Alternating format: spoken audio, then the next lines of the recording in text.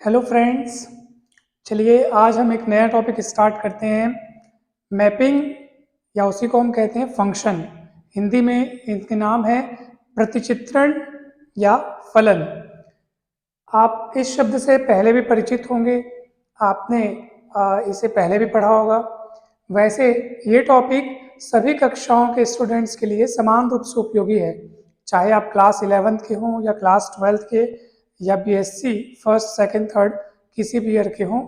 ये टॉपिक आपके लिए समान रूप से उपयोगी है और ये कॉम्पिटिटिव एग्जाम्स के लिए भी काफ़ी इम्पॉर्टेंट है, क्योंकि आज हम इस टॉपिक का बेसिक नॉलेज देखेंगे। बेसिक नॉलेज के बारे में हम जानेंगे फंक्शन होता क्या है और इसके कितने टाइप्स हैं, किस तरीके से डिफाइन किया जाता है इसको। तो चलिए हम शुरुआत करते हैं। मान लीजिए आपके पास दो सेट है ए और बी, ठीक है, और एक कोई निश्चित एक रूल होता है या नियम होता है जो ए के एलिमेंट्स को बी के एलिमेंट से बांधता है, जोड़ता है या रिलेट करता है, ठीक है। तो उस निश्चित नियम को या रूल को हम कहते हैं फंक्शन। तो function is a specific rule which assign every element of A to the element of B। यानी कि फंक्शन जो है एक सेट से दूसरे सेट में अगर आप फंक्शन डिफाइन कर रहे हैं तो वो एक निश्चित नियम होता है जो किसी एक सेट के प्रत्येक एलिमेंट को दूसरे सेट के एलिमेंट से जोड़ता है, यानी उन दोनों के बीच एक रिलेशन बनाता है। ये तो हुई फंक्शन की बात। मैं एक छोटे से एग्जाम्पल से आपको इसको समझाने का प्रयत्न करता हूँ, आपको आशा है समझ में आ जाएगा। जैसे मान लीजिए मैंने एक फंक्शन लिया f और हम इस तरीके से इसको डिफाइन करते हैं। एफ एक्स एक वेरिएबल है और जैसे मैंने यहाँ पे फंक्शन लिखा है ना, f is a function from a to b। तो f कहाँ से कहाँ डिफाइंड है, a से b में। तो a से डिफाइंड है ना, इसलिए ये जो एलिमेंट है, जो भी यहाँ एलिमेंट होगा वो a का होगा, क्योंकि a के एलिमेंट पर उस फंक्शन को हम ऑपरेट करेंगे और आंसर के रूप में आपको मिलेगा b का एलिमेंट। फिलहाल आप देखेंगे ध्यान से कि एफ एक्स इक्वल मैं डिफाइन कर रहा हूँ, मान लीजिए 2x+1। कुछ समय के लिए हम ये मान के चलते हैं एफ एक्स इक्वल 2x+1। और एक काम करते हैं, हम एक यहाँ पे कॉलम बनाते हैं, इधर मैं लिखता हूँ a, इधर लिखता हूँ b। ठीक, आप चाहो तो इसको इस रूप में भी देख सकते हो। ये है ना, ये इस सेट को मैं a बोल देता हूँ, इसको b बोल देता हूँ। तो ये जो एलिमेंट आप देख रहे हैं वो a का एलिमेंट है और हम इसको इस तरीके से पढ़ते हैं कि x a का एक एलिमेंट है। a से b में हमने एक फंक्शन डिफाइन किया है f, और इस f का क्या काम है कि वो a के एलिमेंट पर लगेगा, ऑपरेट होगा और आपको b में देगा fx। तो व्हाट इज fx? तो fx को हम कहेंगे कि इस x का f के द्वारा बनाया हुआ image. This fx is called f image of what, of x, है ना। यानी कि इस fx को हम इस x का क्या कहेंगे, f इमेज कहेंगे। f इमेज क्यों? क्योंकि वो f के द्वारा बनाया गया। f कौन है? फंक्शन है, और fx करके हम लिखते हैं। आप चाहो तो fx को y नाम से भी संबोधित कर सकते हो, y नाम से भी आप उसको पुकार सकते हो। हाँ, तो चलिए अब इधर देखते हैं हम ध्यान से कि मैंने a में जैसे मान लो मैंने 1 लिया थोड़ी देर के लिए, तो आप यहाँ पे 1 रखोगे, यहाँ पे 1 रखना। तो जैसे आप 1 रखोगे तो ये इधर मिलेगा f1, और वो एक्चुअल में होगा कितना वो ये बताएगा। तो x की जगह 1 यहाँ पे भी रखो तो 2 1 2 + 1 दैट इज 3। तो ये 3 क्या हुआ, ये 3 जो है इस 3 को आप बोलोगे कि सर ये 1 का f इमेज है, यानी कि इस फंक्शन। अच्छा, जिस नियम की मैं बात करता, मैंने फंक्शन की डेफिनेशन बताते समय आपको क्या बताया, फंक्शन एक नियम होता है या रूल होता है जो एक सेट के एलिमेंट्स को दूसरे सेट के एलिमेंट से बांधता है, प्रतिचित्रित करता है, मैप करता है। इसी कारण इसका नाम है मैपिंग, ठीक है। तो ये 3 कौन है? ये 1 का f इमेज है। क्यों? क्योंकि 3 ऐसे वैसे प्राप्त नहीं हुआ है, आपने फंक्शन को जिस तरीके से डिफाइन किया था वहां पे x की जगह 1 रखा, तब आपको 3 मिला है। चलो आप दूसरी वैल्यू रख के देखते हैं। 2 रखना हो तो 2 रख दो आप। चलो यहाँ पे 2 रखो तो ये इधर होगा f2, तो उसका आप बोलोगे f इमेज ऑफ 2, तो आपको कितना मिलेगा? तो 2 2 4 + 1 = 5 मिलेगा। तो what is 5? This is f image of 2, ठीक है। आप यहाँ कुछ भी रख सकते हो, कोई प्रॉब्लम नहीं। मान लो 100 रख दिए, चलो तो F100, तो F100 कितना मिलेगा, तो ये हो जाएगा 2 इंटू 100, 200 प्लस 1 दैट इज 201। आप एक बात यहाँ पे गौर कीजिए, यहाँ एक में जो आप वैल्यू यहाँ पे लिख रहे हैं वो अपनी मन से, अपनी इच्छा से कुछ भी आप लिख रहे हैं, 1 2 100 1000 500 कुछ भी लिख सकते हो आप।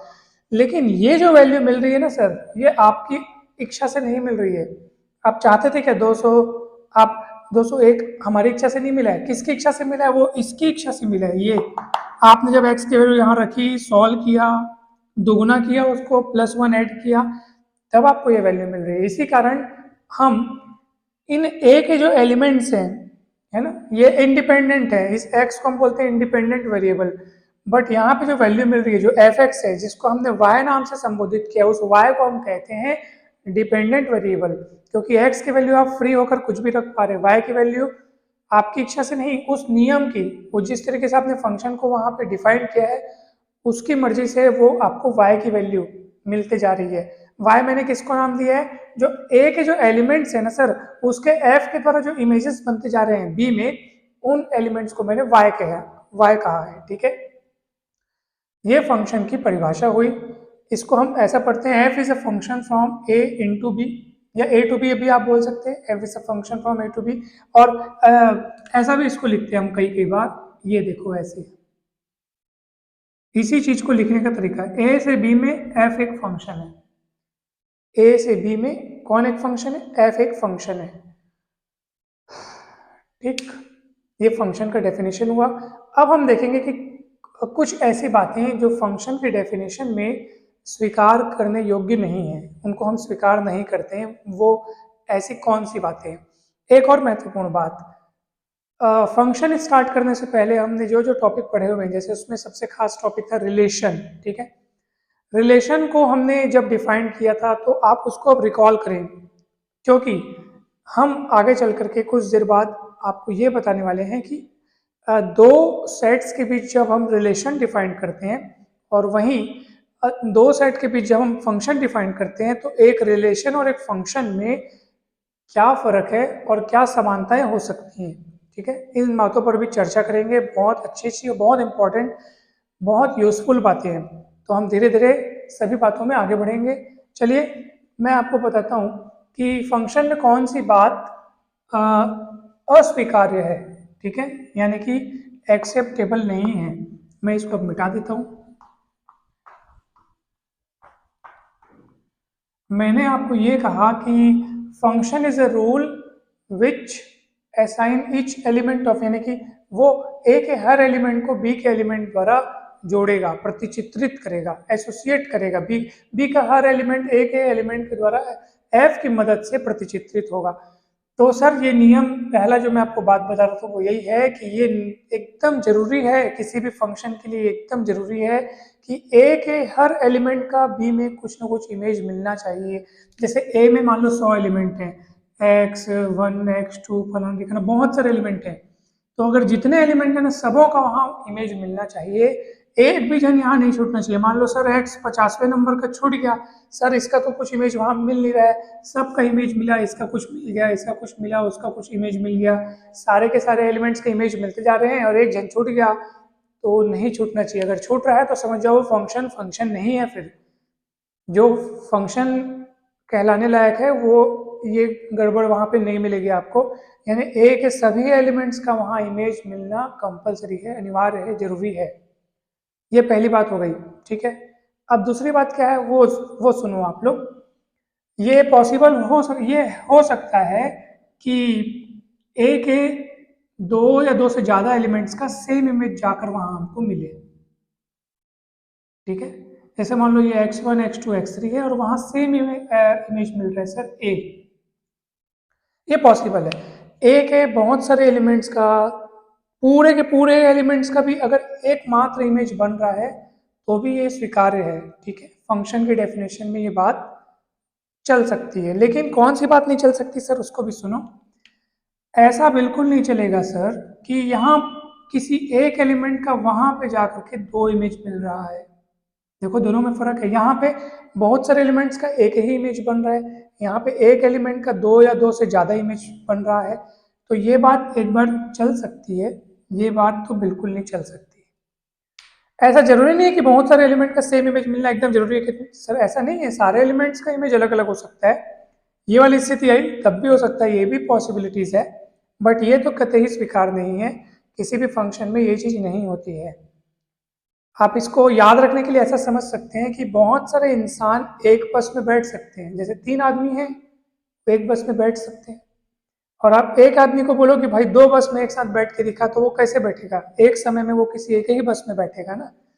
तो इसलिए इस बात को आप इस तरीके से याद रख सकते हैं कि बहुतों का सेम इमेज बन सकता है, एक का उधर 2 इमेज या 2 से ज़्यादा इमेज नहीं बन सकता। ठीक है, अगर एक एलिमेंट है मात्र तो उसका एक ही इमेज बनेगा। तो इस बात को आप याद रखेंगे।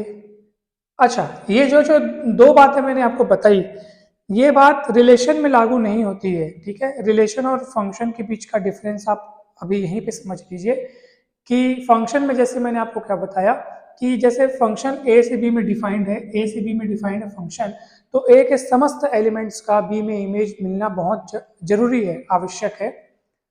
रिलेशन में ऐसा नहीं है, रिलेशन में जरूरी नहीं कि ए का सारे एलिमेंट्स बी के एलिमेंट से रिलेशन रखे ही रखें, ऐसा जरूरी नहीं है।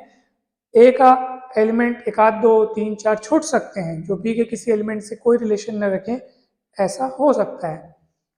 तो ये फर्क हुआ फंक्शन और रिलेशन के बीच। दूसरी बात याद रखेंगे आप लोग, मैंने आपको क्या बताया कि ये भी पॉसिबल हो सकता है कि ए के बहुत सारे एलिमेंट्स का बी में सेम इमेज मिल रहा है, एक ही इमेज मिल रहा है। और क्या पॉसिबल नहीं हो सकता फंक्शन की डेफिनेशन में, एक एलिमेंट का बहुत 2 या 2 से ज़्यादा इमेज मिल रहा है, ये पॉसिबल नहीं है फंक्शन में, लेकिन रिलेशन में ये भी चीज़ पॉसिबल है, एक ही एलिमेंट का ज़्यादा के साथ रिलेशन भी हो सकता है। तो ये 2 बातें हो गई जो कि रिलेशन और फंक्शन में आपको भेद बताती हैं, यानी दोनों में डिफरेंस आपको पता चलता है इनसे। आगे बढ़ते हैं अपन और आगे की बातों को करते हैं, बहुत इजी है, चिंता ना करिए आप लोग। चलिए, जैसे मैं आपको एक एग्जांपल बताता हूँ तो उससे आपको और क्लियर हो जाएगा। फिलहाल इसको मैं मिटाता हूँ। एक और बात मैं यहाँ पे बता देता हूँ आपको, लगे हाथ। जैसे एफ फंक्शन है, ए से बी में डिफाइंड है। ठीक है, ए से बी में डिफाइंड है एफ एक फंक्शन, हम इसको ऐसे करके लिखेंगे। तो सर जब कोई फंक्शन एफ ए से बी में डिफाइंड है तो हम उस समय ए को कहते हैं फंक्शन का डोमेन, ये डोमेन है, डोमेन यानी प्रांत।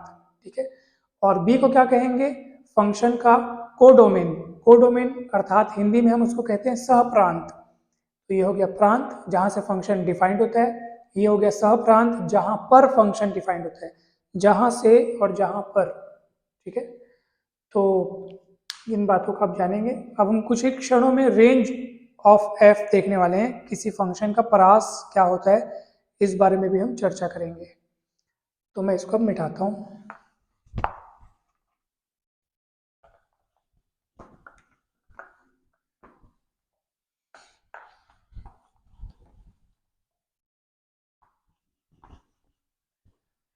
देखिए, मान लीजिए एफ ए से बी में कोई फंक्शन डिफाइंड है, और मान लो थोड़ी देर के लिए मैं ए में लेता हूँ 1 2 3 4 5, 5 एलिमेंट मैंने ए में लिए हुए, ये इस टाइप से मैंने ए को डिफाइन किया है।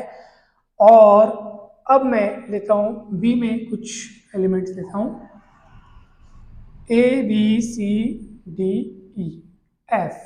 कितने एलिमेंट हो गए सर, 6 एलिमेंट हो गए सर। तो अब देखो, आप मान लीजिए फंक्शन को मैंने ऐसे ए भी लिख दिया, और इधर कौन है 1 2 3 4 5, उधर कौन है A B C D E F. मान लो ये मैंने इस तरीके से डिफाइन किया हुआ है।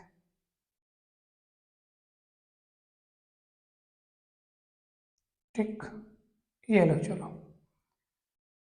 तो सर आप सब गौर से देखिए, क्या इस केस में मैंने जो फंक्शन डिफाइन किया है वो सच में फंक्शन है कि नहीं है, कुछ गड़बड़ी नजर आ रही है क्या आपको? तो जवाब है हाँ सर, गड़बड़ी आपको नजर आ रही है, ये 5 छूट गया सर, आपने इसका इमेज वहां पे बनाया नहीं है। तो ये बात फंक्शन में स्वीकार्य नहीं है, अर्थात इस अवस्था में ये फंक्शन जो आप बताना चाह रहे हैं वो फंक्शन नहीं है। वहाँ एलिमेंट छूट सकते हैं, इस बात को याद रखिए आप लोग, वहाँ एलिमेंट छूट भी सकते हैं, नहीं भी छूट सकते, दोनों प्रकार की पॉसिबिलिटीज है। लेकिन यहाँ एक भी एलिमेंट नहीं छूटना चाहिए, सबों का इमेज वहाँ मिलना चाहिए।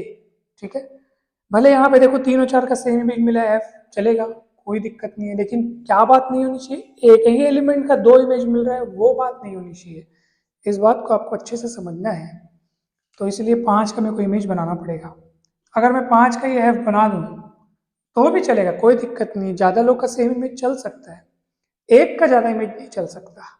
अब आगे बात सुनिए मेरी कि अब देखो, जब एक एलिमेंट्स का, यहाँ सारे बोलना जरूरी नहीं है क्योंकि फंक्शन के डेफिनेशन में सारे शब्द पहले से ही शामिल है, इसलिए मैं बोलूँगा कि एक एलिमेंट्स का जब आप बी में इमेज प्राप्त कर लेते हैं तो वहाँ पे 2 संभावनाएं हो सकती हैं, 2 ऑप्शन हो सकते हैं।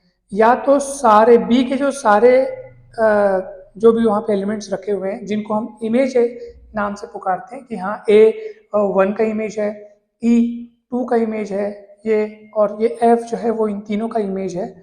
तो आप देख रहे हैं कि 3 यहाँ पे ऐसे हैं जो इमेज बन पाए हैं एक एलिमेंट्स के, ए बन पाया है, ई और एफ, और ये बेचारे लोग छूट गए हैं। ठीक है, तो जो छूट गए हैं उनको छोड़ के जो इमेज बने हैं उनका कलेक्शन अगर हम देखें, यानी कौन कौन, ए, ई और एफ।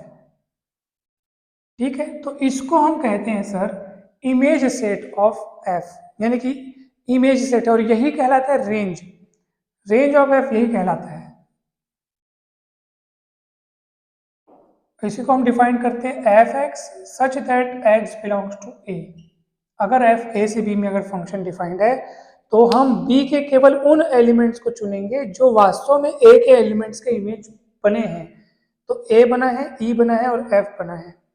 यहाँ पे देखो हमने कितना बढ़िया तरीके से लिखा होगा, f x such that x belongs to A, यानी कि एफ एक्स मतलब ये एक्स कौन है, एक्स कौन है, एक्स ए से लिया गया है, और एफ एक्स मतलब एक्स का एफ इमेज। तो एक्स के एफ इमेज कौन कौन इमेज बन सके, ये बन सका, ये बन सका, ये बना, ये नहीं बने।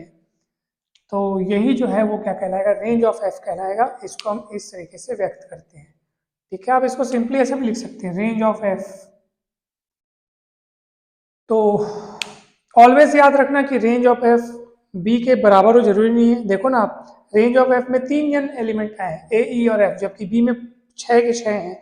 तो ये हमेशा आप याद रखेंगे कि ये बी का हमेशा सबसेट होता है, बी के इक्वल भी होता है। अगर ये B C T B image बनने में मान लो यूज कर लिए गए होते तो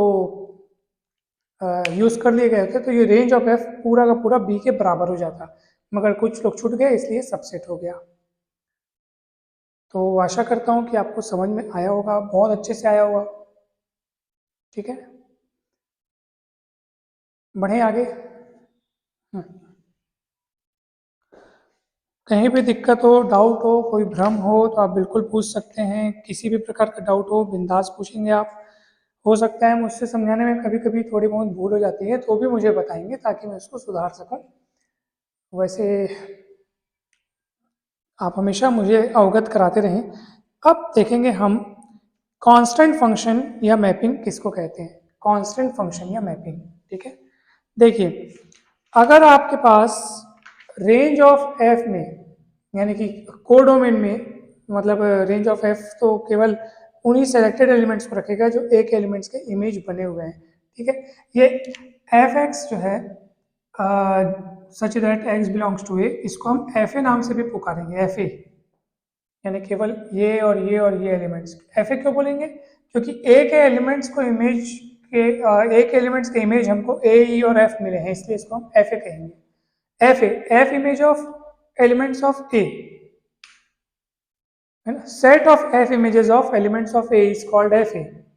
ए के एलिमेंट्स के एफ इमेज का सेट एफ ए। ठीक है, आप इसको इस तरीके से समझिए। अपने अपने तरीकों से, सभी के समझने के अपने अपने तरीके हैं। आपको जो तरीका समझने का सरल लगता है उसी को आप अपनाएं और जीवन में आगे बढ़ें। चलते हैं, अब मैं आपको बताता हूँ कांस्टेंट फंक्शन।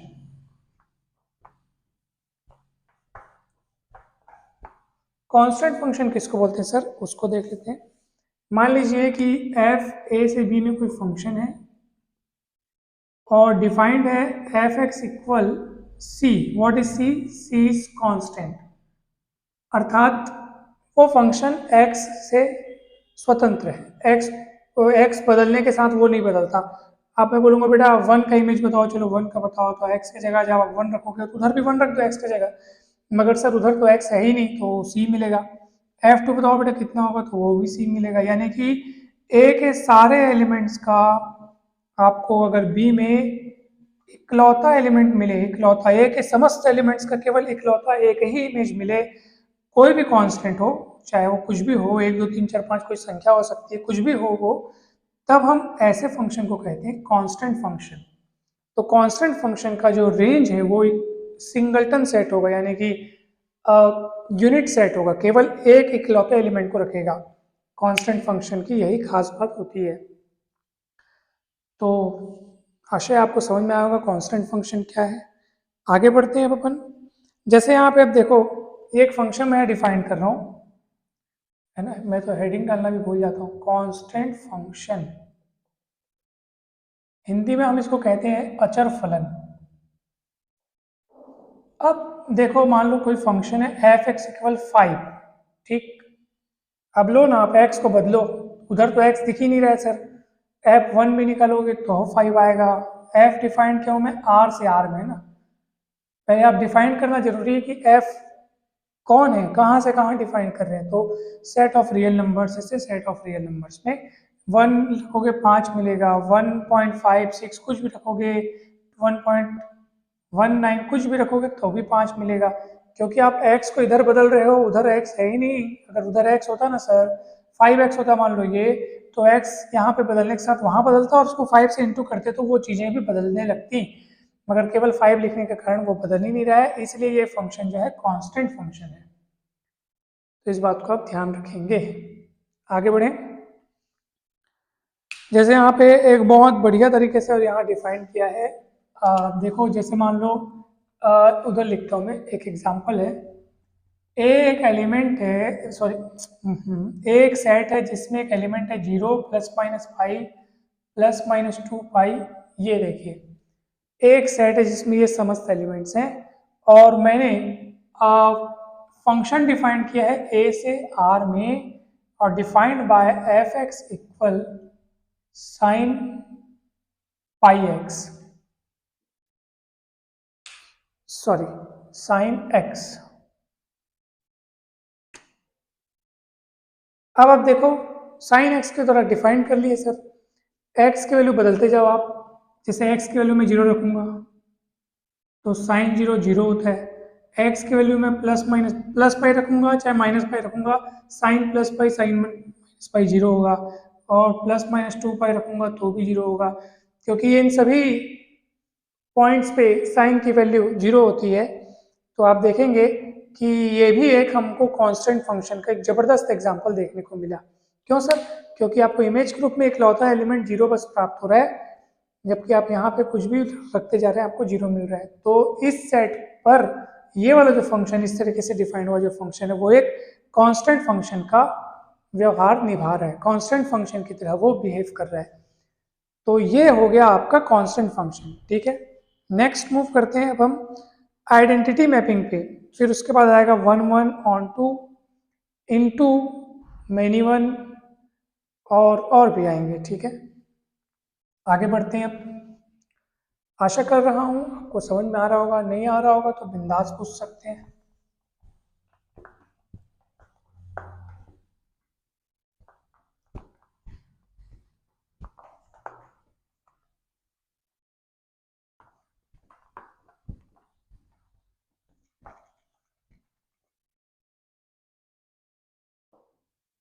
इसको भी मिटा देता हूँ मैं।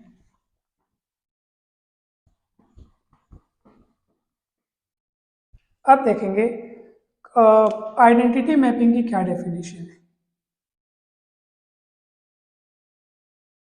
या आइडेंटिटी फंक्शन, अगर मान लीजिए एफ ए सी बी में कोई फंक्शन है और वो डिफाइंड है एफ एक्स इक्वल एक्स, यानी जो आप एलिमेंट के रूप में रख रहे हैं वही आपको अगर इमेज के रूप में मिल रहा है, तो ऐसे फलन को हम कहेंगे आइडेंटिटी। आइडेंटिटी जिसकी पहचान नहीं बदल रही है, जो है वो है।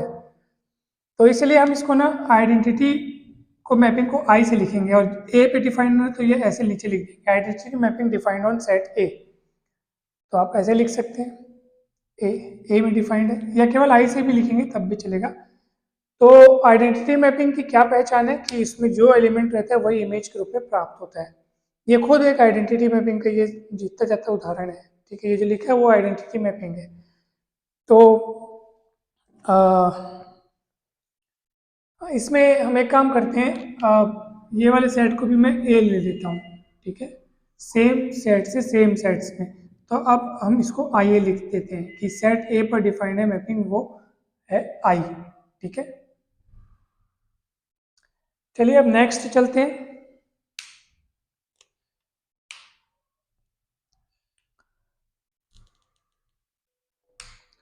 Now into and onto mapping को हम देखते हैं। Into and onto mapping, इसको मिटाता हूं मैं। एकदम ध्यान से समझिएगा, what is into mapping, what is onto mapping.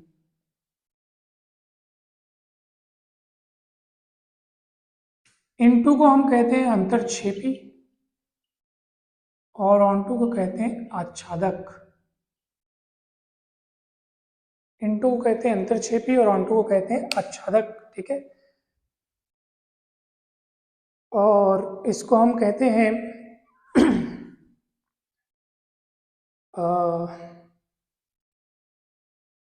Into और ऑन टू, ठीक है। चलिए देखते हैं। मान लीजिए कोई फंक्शन है एफ ए से बी में, और जैसा कि मैंने आपको एग्जांपल में ले लेता हूँ, पहले ए में लेता हूँ 1 2 3 4 5 और बी में लेता हूँ मैं ए बी सी डी ई, ठीक। तो मैं इसका मान लो ये फोटो बना रहा हूँ। ए में है 1 2 3 4 5 और बी में है ए बी सी डी ई। और देखिए मैं मान लो कुछ ऐसे जोड़ रहा हूँ, गौर से देखिए। क्या ये सबसे पहले तो ये चेक करना है कि फंक्शन सही तरीके से परिभाषित दिख रहा है कि नहीं दिख रहा है। यहाँ के सबों का है उधर इमेज मिल रहा है, चलेगा, ठीक है। यहाँ के किसी एक एलिमेंट का उधर दो इमेज नहीं दिख रहा है या ज़्यादा नहीं दिख रहा है तो भी ठीक है। यहाँ के दो का वहाँ सेम इमेज दिख रहा है, ये बात चलेगी, हम पहले ही देख चुके हैं। यहाँ एलिमेंट छूट सकते हैं, नहीं भी छूट सकते हैं, ये भी हम फंक्शन की परिभाषा में स्वीकार, मतलब ये चलेगा, पॉसिबल है। तो सर अब देखिए कि कुल मिलाकर के जो इसका कोड डोमेन है वहाँ पे कम से कम एक आध एलिमेंट पे आपको अगर ऐसा छूटा दिखे कि जो एक एक इस एलिमेंट का इमेज न बन सका सर, तो ऐसे केस में उस फंक्शन को कहेंगे कि सर ये इनटू है। तो याद रखिए फंक्शन को इनटू कब कहेंगे सर, अगर जो इसका कोड डोमेन है उसमें कम से कम, ज़्यादा से ज़्यादा तो कितने भी छूट सकते थे, कम से कम एक आध एलिमेंट भी अगर ऐसा छूट गया जो एक एक इस एलिमेंट का इमेज न बन सका, उस समय फंक्शन को कहेंगे इनटू। और अगर एक भी इमेज सच में नहीं छूटा है, मान लीजिए इधर कुछ ये वाला तस्वीर होता, देखो आप कुछ ऐसी तस्वीर होती कि सर बी के सारे एलिमेंट ए के किसी न किसी एलिमेंट के इमेज बन चुके हैं, एक भी जन इमेज बनने से वंचित नहीं है, यहाँ पे छूट नहीं गया है, उस समय आप उस मैपिंग को कहेंगे ऑन टू। तो बस इतना ही सा फर्क है, इनटू और ऑन टू का इतना ही सा फर्क है। तो ऑन टू की क्या खास बात है सर कि ऑन टू में ना जो एफ ए है, एफ ए मतलब ए के सारे एलिमेंट्स का जो एफ इमेज बनता है वो पूरी के तरीके से बी के इक्वल हो जाता है। तो आप ये याद रखिए कि ऑन टू मैपिंग में ये वाली खास बात होगी, F image of A is equal to B. क्यों बी? क्योंकि एक भी जन नहीं छूट रहा है ना। एफ ए हम किसको define, what is f A? F A is the collection of f images of elements of ए।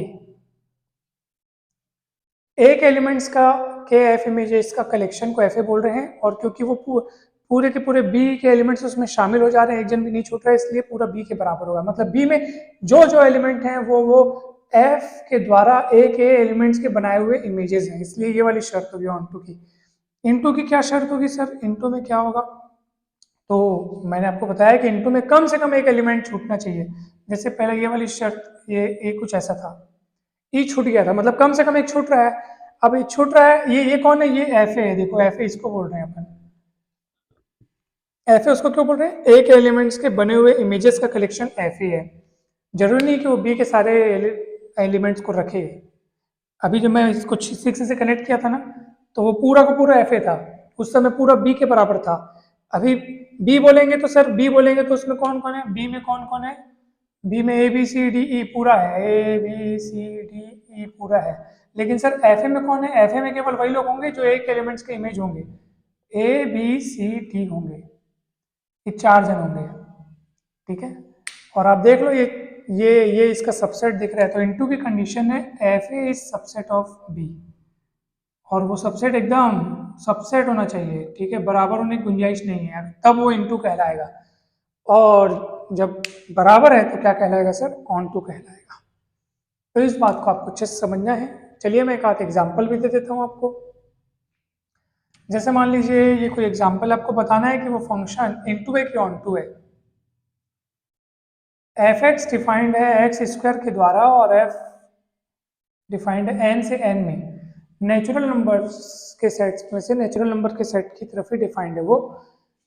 तो आप देखो गौर से बताओ ये फंक्शन इनटू है कि ऑन टू है। 1 रखोगे तो क्या मिलेगा, 1 मिलेगा, 2 रखोगे तो क्या मिलेगा सर, 4 मिलेगा। तो भैया 1 का इमेज 1 मिल रहा है, 2 का इमेज 4 मिल रहा है, तो बीच में कौन छूट गया, 2 और 3 तो छूट गया। तो वो किसी के इमेज कहाँ बनेंगे, बोलोगे सर आप रूट 2 रख के देखो, सर रूट 2 का स्क्वायर 2 होता है और ये रूट 2 का इमेज बन जाएगा, रूट 2 का इमेज 2 बन जाएगा, क्योंकि आप रूट 2 रखोगे तो रूट 2 का स्क्वायर 2 होता है, इसलिए 2 रूट 2 का इमेज बन जाएगा, यानी ये वाला 2 इस रूट 2 का इमेज है। मगर ये भी तो सोचो कि ये रूट 2 इस सेट में शामिल है कि नहीं है, इस सेट में रखा भी है कि नहीं है, तो जवाब आएगा नहीं रखा है सर, क्योंकि आपने फंक्शन को कहाँ से कहाँ डिफाइन किया, एन से एन में। एन कौन है, सेट ऑफ नेचुरल नंबर्स, उसमें रूट 2 का तो कोई अस्तित्व नहीं है, रूट 2 वहाँ पे शामिल नहीं होता है। नेचुरल नंबर में तो केवल 1 2 3 4 होते हैं, मतलब पूर्णांक संख्या होती हैं, धनात्मक पूर्णांक होते हैं, पॉजिटिव इंटीजर्स होते हैं, तो रूट 2 का यहाँ कोई रोल नहीं है, इसलिए ये 2 किसी भी हालत में, 3 किसी भी हालत में यहाँ इमेज, यहाँ के किसी एलिमेंट की इमेज नहीं बन सके, छूट गए। आगे आप देखो ना 3 का इमेज कौन मिलेगा, 9 मिलेगा, उस समय तो 5 6 7 8 सब छूट गए। तो ये सर छूटने वाला जो किस्सा है वो तो इनटू में होता है, तो ये फंक्शन इनटू है ना कि ऑन टू है। इस बात को अच्छे से आप जान लीजिए, समझ लीजिए। बढ़े आगे अपन, और भी ऐसे इसके बहुत सारे एग्जांपल्स आप देख सकते हैं, बुक में आप देखेंगे तो आपको बहुत अच्छे से समझ में आएगा। अब मैं आपको बताता हूँ ये इनटू ऑन टू के कंसेप्ट के बाद आपको बता रहा हूँ one one and many one. तो वन वन और मैनी वन फंक्शन क्या होता है, अब हम उसको देखते हैं। चलिए सर,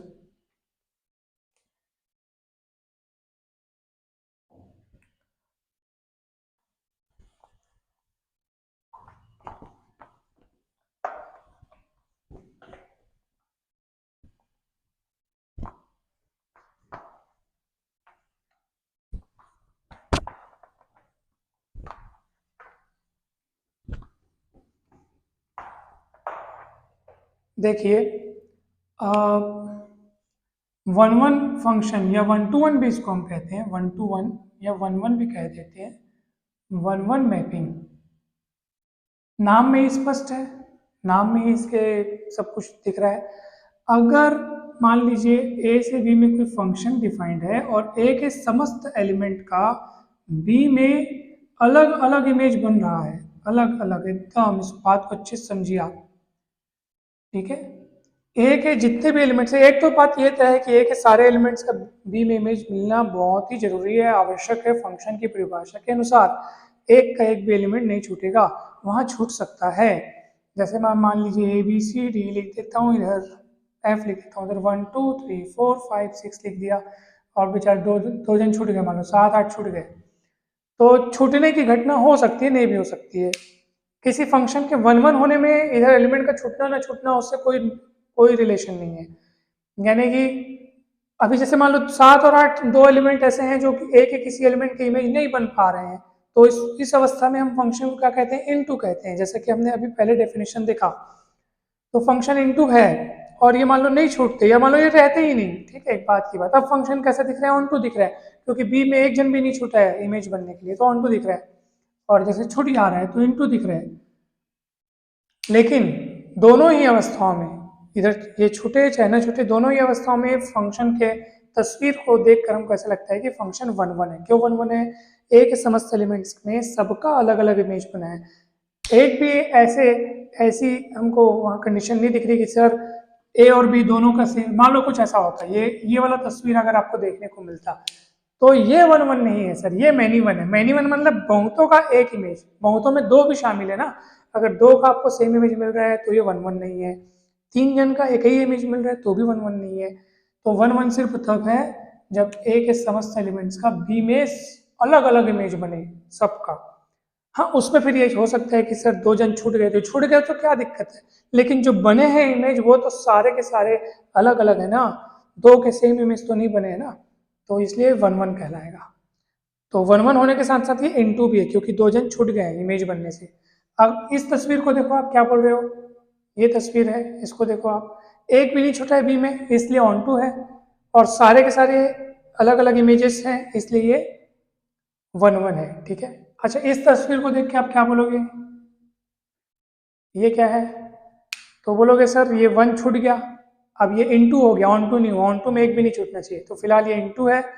और मैनी वन है कि वन वन है, तो फिर अब ये मैनी वन है, क्यों, दो का सेम इमेज मिल गया, वन वन में सबका अलग अलग इमेज मिलना चाहिए, तो ये वन वन मैपिंग हुआ। तो वन वन मैपिंग में क्या है सर कि अगर मान लो कोई दो एलिमेंट हैं, उनके इमेजेस सेम है मान लीजिए, तो ये जरूर गारंटी के साथ इंप्लाई होगा कि दोनों एलिमेंट भी सेम होंगे, क्योंकि हमको पता है कि दो एलिमेंट्स के सेम इमेज बन ही नहीं सकता। अगर इमेज सेम है तो डेफिनेटली वो जो एलिमेंट है वो दो अलग अलग हो ही नहीं सकते, उन एलिमेंट्स को भी आपस में इक्वल होना पड़ेगा। तो कुल मिला के बात हमको डेफिनेशन की ओर ही खींच रही है। तो ये, अब इस बात को हमेशा, ये बात हमेशा आप नोट कर लीजिए, ठीक है। आगे चल करके बहुत सारी बातें आएंगी, जब भी हमको भविष्य में जब हम आगे टॉपिक्स पढ़ेंगे तो फंक्शन को जब कभी हमको वन वन प्रूफ करना रहेगा तो हम ये टेक्निक इस्तेमाल करेंगे कि दो एलिमेंट्स के एफ इमेजेस सेम लेके चलेंगे और सॉल्व करते करते करते उन एलिमेंट्स को भी सेम प्रूफ करेंगे। इससे ये साबित हो जाएगा कि हाँ, वहाँ पे जो फंक्शन डिफाइन किया गया है वो वन वन है। इसका दूसरा तरीका क्या है कि दो एलिमेंट अगर अलग अलग हैं तो निश्चित तौर पे उनके एफ इमेजेस भी अलग अलग होंगे। इसी बात को लिखने का दूसरा तरीका, ठीक है, इसी बात को लिखने का दूसरा तरीका ये है कि दो एलिमेंट्स अगर अलग अलग हैं तो उनके एफ इमेजेस भी अलग अलग होंगे। तो ये वन वन मैपिंग की डेफिनेशन थी। जैसे मैं मान लीजिए एक फंक्शन डिफाइन कर रहा हूँ आर से R F X equal x square के द्वारा, क्या ये फंक्शन वन वन है? तो चलिए देखते हैं सर, एफ वन कितना होता है, वन स्क्वायर मतलब वन आ जाएगा। एफ माइनस वन कितना होता है सर, माइनस वन का स्क्वायर, ये भी प्लस वन आ जाएगा। सर किसी भी एंगल से मेरे को वन वन तो दिख नहीं रहा है, क्योंकि देखो ना आप, वन और माइनस वन दो अलग अलग एलिमेंट है लेकिन उनका इमेज सेम मिल रहा है, दो एलिमेंट्स का इमेज सेम मिल रहा है, तो कहाँ का ये वन वन हुआ? ठीक है, ये तो मैनी वन हुआ ना, तो this is many one function. तो इसको आप याद रखिए, और बहुत तमाम एग्जाम्पल हैं आपके बुक में दिए हुए हैं, पढ़ सकते हैं आप, डाउट होगा तो पूछ भी सकते हैं। जैसे एक और एग्जाम्पल है, एफ आर से आर में डिफाइंड है F X equal sine x, क्या ये फंक्शन वन वन है? तो जवाब आएगा नहीं, ये फंक्शन भी वन वन नहीं है। एग्जाम्पल, मान लीजिए एफ पाई बाई थ्री है मेरे पास, तो साइन पाई बाई थ्री हो जाएगा ये, और पाई बाई थ्री यानी 60, साइन 60 की value root three by two. आपको पता है अगर आप यहाँ पे f two pi by three की वैल्यू निकालोगे, टू पाई बाई थ्री, तो ये हो जाएगा sine two pi by three, तो उसकी वैल्यू भी आएगी उतनी ही sir, root three by two ही आएगी। क्यों?